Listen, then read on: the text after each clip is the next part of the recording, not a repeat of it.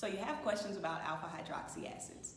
Well, alpha hydroxy acids are fruit, sugar, and lactic acids that can be found in apples, oranges, sugarcane, and milk. No need to worry if you're lactose intolerant.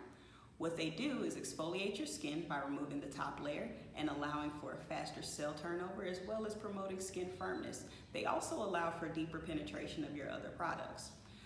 Alpha hydroxy acids are great if you have dry skin, stubborn acne, scarring, or hyperpigmentation. Let's talk about facial regimens. Today we're going to talk about an alpha hydroxy acid centered facial regimen from Jade&Fox Co. First up is the Skywalker Facial Cleanser. This is great for exfoliation, bringing a brighter complexion, treating scarring, discoloration, and signs of aging. After you're done cleansing, you're going to want to use a toner. This is our AHA toner. It's great for removing excess dirt, oil, and makeup from the skin left behind after cleansing, balancing the skin's pH, as well as preparing your skin for moisture.